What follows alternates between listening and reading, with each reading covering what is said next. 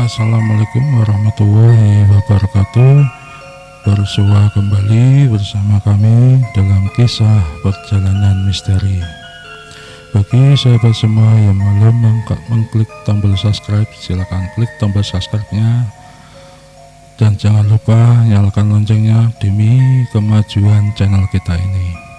Oke, tanpa berlama-lama lagi, kita langsung saja ke dalam kisahnya. Bagi sahabat yang belum menonton part satunya, silakan klik linknya di dalam deskripsi supaya tahu dari awal mula cerita Golek Kencono ini. Oke, tanpa berlama-lama, begini kelanjutan ceritanya.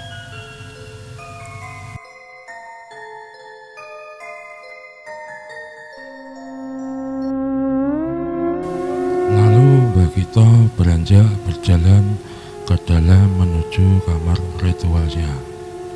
Sekitaran 1 jam, Mbah Gito bermeditasi mencari rahasia akan mimpi yang dialami oleh Narto tersebut. Setelah mendapatkan jawaban akan mimpi Narto itu, Mbah Gito segera beranjak keluar menemui Narto di ruang tamunya. Jadi gini nak, tadi hasil dari meditasi, Simba sudah mendapatkan jawaban akan mimpimu itu, terang Mbah Gito meyakinkan. Kira-kira hasilnya priwe Mbah? Pinta Narto penuh penasaran.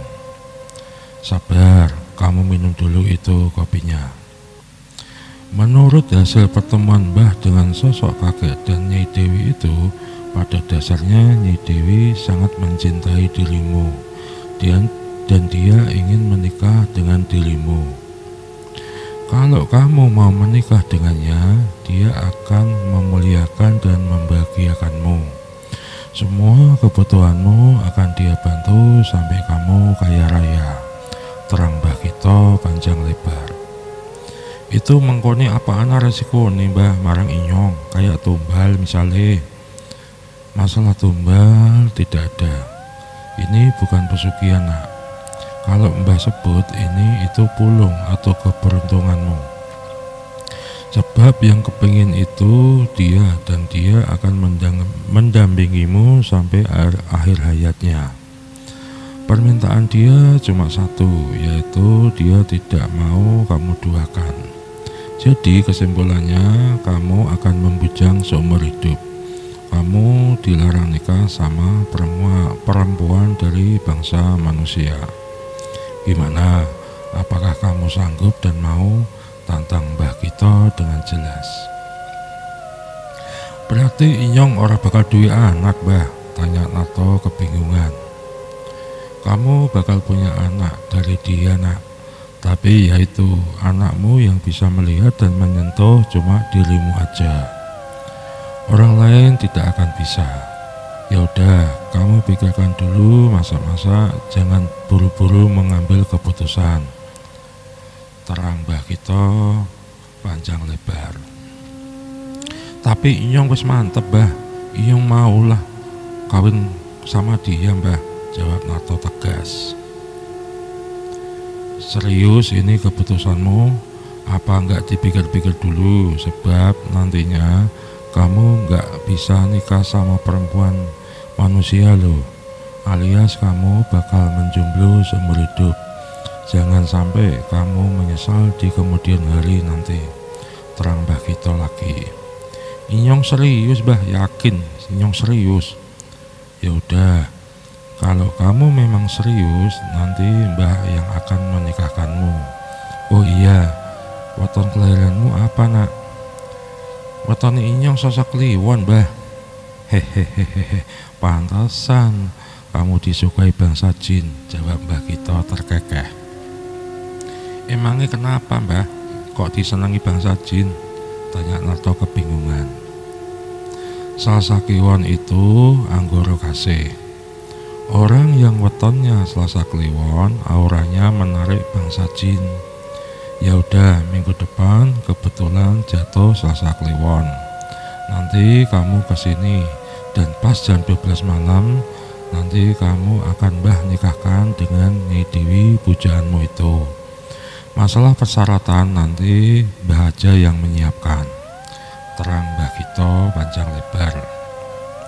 Ya wis Mbah, inyong pamitan disit yo. Nanti malam sasaklion inyong mrene maneh. Setelah berpamitan, lalu Nato segera pulang dan menuju ke warung langganan untuk membeli makan siang, sebab tadi pagi dia belum sempat sarapan. Setelah makan siang, Nato bergegas pulang ke kosnya. Sesampainya di kos, dia langsung istirahat tidur. Dalam tidurnya, dia bermimpi ketemu sama sosok kakek misterius lagi. Kakek tersebut tersenyum dan berterima kasih kepada Nato karena dia sudah mau menikahi anaknya. Kakek tersebut memberikan sebuah kotak kecil yang terbuat dari kayu dan berwarna hitam. Setelah menerima kotak tersebut, Nato terbangun dari tidurnya. Dan setelah terbangun, Nato sangatlah kaget karena ternyata di sebelah bantal tempat tidurnya terdapat sebuah kotak kecil yang seperti terlihat dalam mimpinya. Dengan hati-hati dia mengambil kotak tersebut dan dibukalah dengan pelan-pelan. Begitu kotak terbuka, dilihatnya sebuah patung kecil berbentuk putri bermahkota yang terbuat dari emas. Karena agak ketakutan, akhirnya patung itu dimasukkan lagi dalam kotaknya dan disimpan di dalam lemari bajunya. Waktu menunjukkan pukul 7:30 malam. Ternyata Narto tertidur cukup lama. Lalu dia bergegas untuk mandi dan bersiap mencari makan malam. Selesai mandi, Narto keluar untuk mencari makan malam. Belum sampai di warung tujuan, dia bertemu dengan sahabat brengseknya itu. Sob, lu mau kemana? Nyong mau beli makan, Sob, jawab Narto. Yaudah, ayo bareng aja, ntar gua yang bayarin. Sebagai gantinya tadi pagi, ajak Dodi agak memaksa. Lalu mereka berdua berboncengan menuju ke warung pecel lele langganan Dodi. Sesampainya di warung, mereka segera memesan 2 porsi pecel lele. Setelah selesai makan, lalu mereka lanjut pulang ke kos Narto.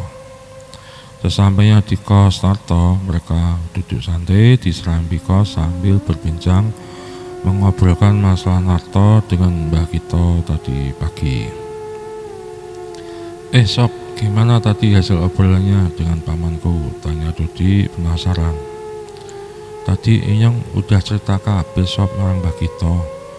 Dan Mbah udah melakukan meditasi untuk mengungkap rahasia mimpinya inyong, terang Narto.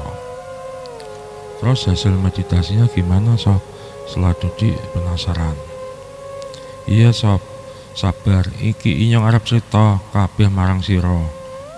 Kamu malah nyelau wae. Tadi Mbah Gito melakukan meditasi, hasilnya kalau Nyi Dewi jatuh hati marang inyong. Dheweke pengen inyong ngawini, terang Narto agak kejengkel karena dari tadi Dodi terus menyela ceritanya. Terus lu mau apa kagak nikahi dia Sob? Awalnya inyong ragu, sebab mengkone inyong ora bisa kawin marang wadon manungsa nek inyong kawin marang Nyi Dewi. Tapi inyong pikir-pikir, ora apalah asalkan ora ana tombal-tombalan. Masalahnya inyong wis suwe ora tau dadian karo wadon sing inyong sir selama iki Sob. Makane inyong mantep lah kawin karo Nyi Dewi, asalkan inyong dicukupi lan dibantu kebutuhane, terang Narto serius. Berarti lo jomblo akut ya bro? Alah, jomblo seumur hidup, hehehe, ejek Dodi sambil terkekeh. Ya ora apa-apalah inyong jomblo, asalkan inyong sugih Sob. Mengkone awakmu inyong bantulah masalah modal usaha yen inyong wis sugih. Terus nanti lo tidak akan punya keturunan begitu Sob? Tanya Dodi lagi. Inyong bakal duwe anak, tapi ora anak sing katon marang wong liya. Inyong tok sing bisa weruh sob, tapi ora apalah inyong mantep pokoknya. Terus kapan rencana nikahnya itu sob?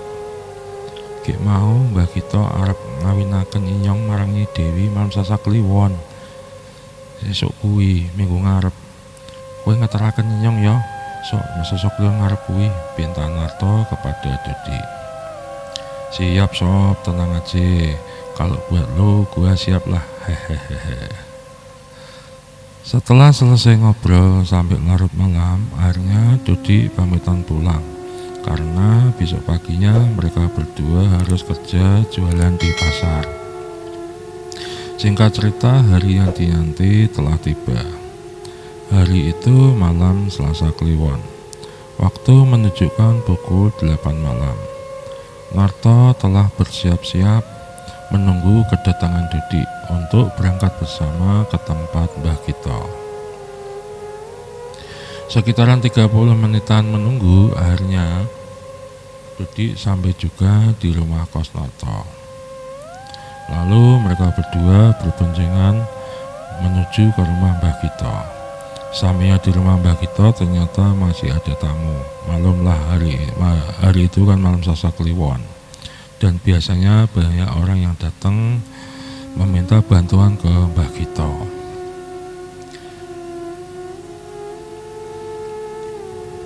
Tepat pukul 11 malam, semua tamu Mbah Gito telah pulang.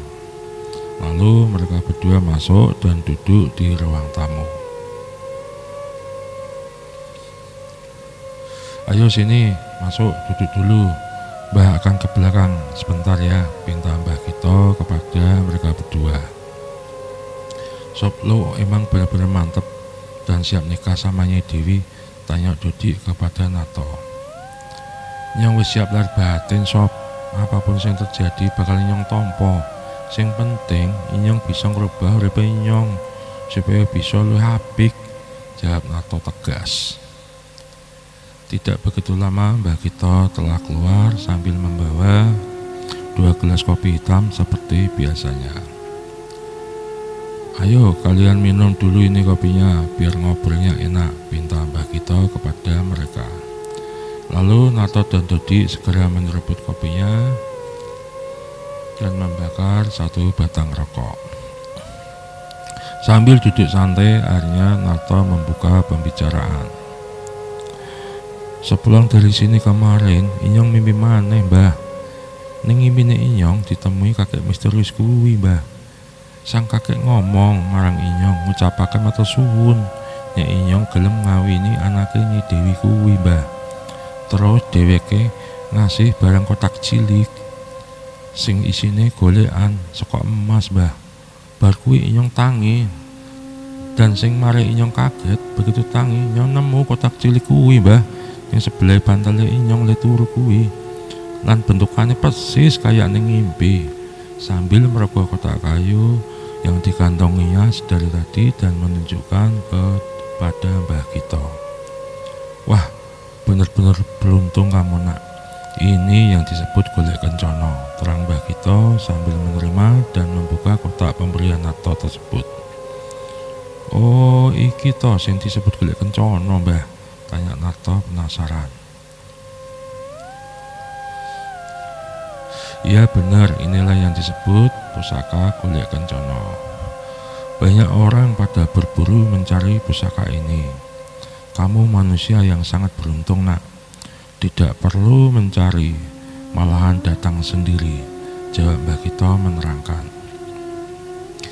Wah, lo benar-benar beruntung sob, selah Dodi. Terus inyong kudu kepriwe, Mbah, tanya Narto kebingungan.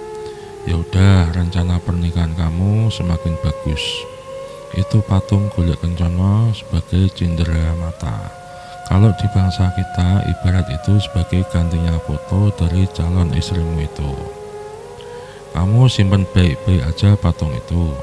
Gimana, udah siap menikah malam ini? Tanya Mbah Gito meyakinkan lagi.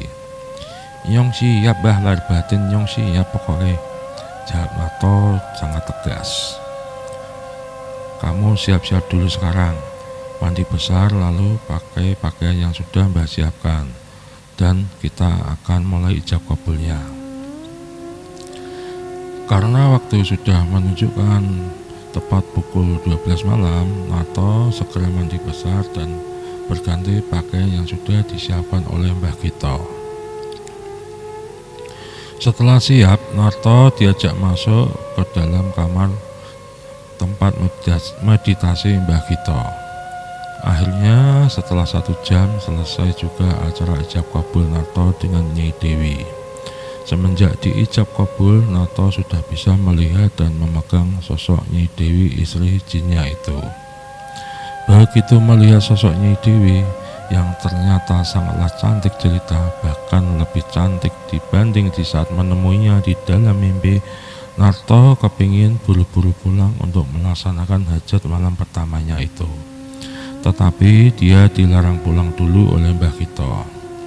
Mbah Gito menyarankan kalau sebelum melaksanakan hajat malam pertamanya nanti, Narto diminta dulu puasa 3 hari berturut-turut demi mendapatkan restu dari langit. Mendengar peringatan dari Mbah Gito, Narto agak kecewa, tetapi dia juga memakluminya.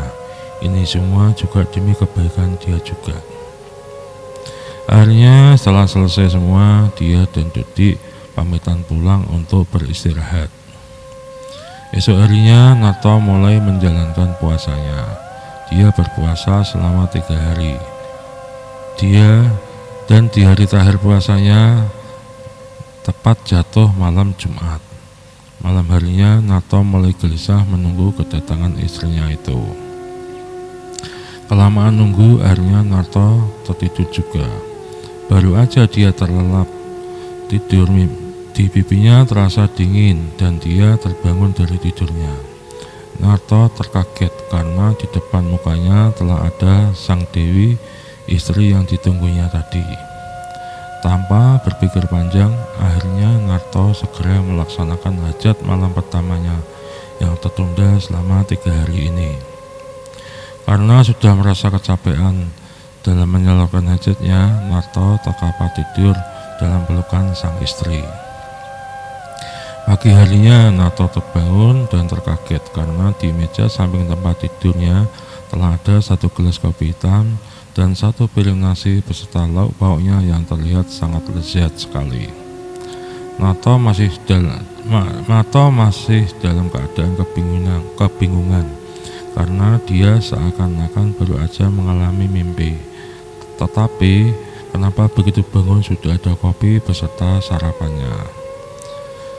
Sekitar 10 menitan dia berpikir, akhirnya Narto sadar jika kejadian semalam bukanlah mimpi, tetapi kejadian yang nyata.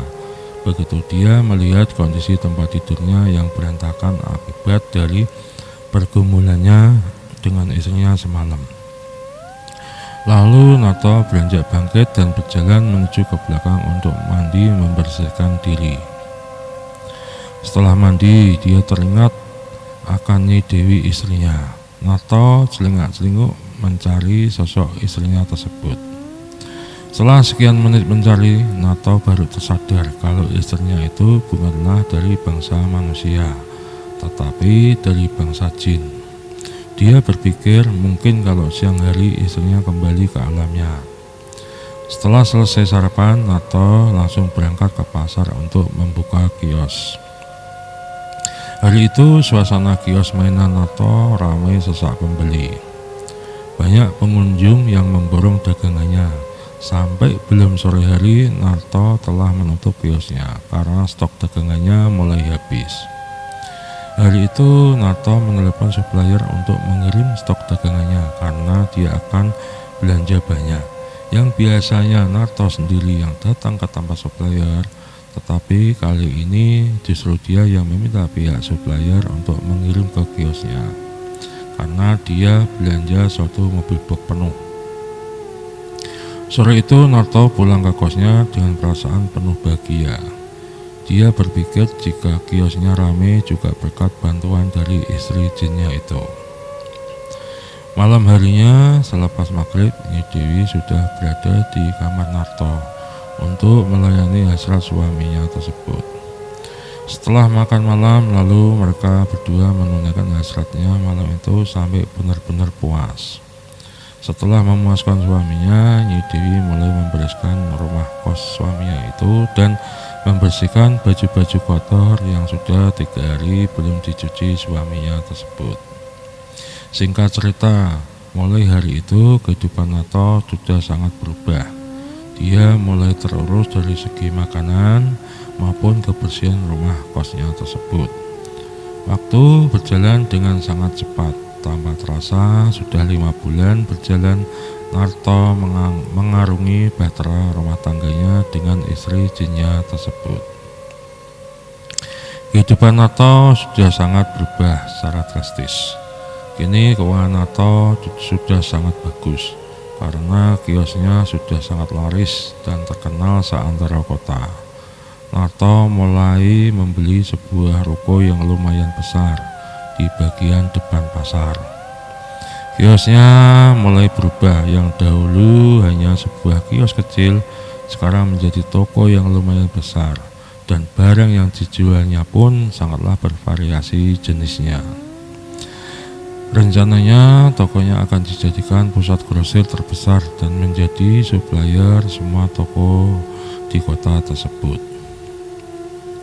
Cita-cita Narto itu terwujud begitu 1 tahun dia menjalin rumah tangga dengan istri jinnya itu.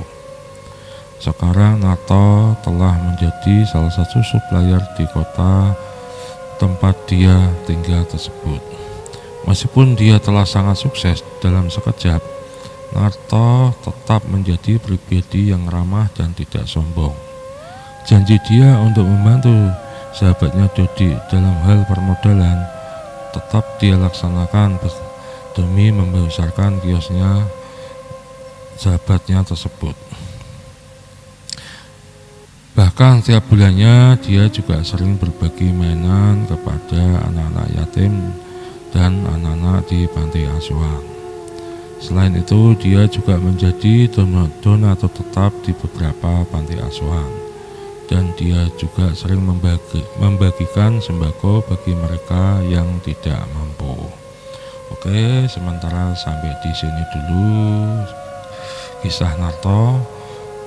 Kelanjutannya di part berikutnya. Akhirul kalam, wassalamualaikum warahmatullahi wabarakatuh.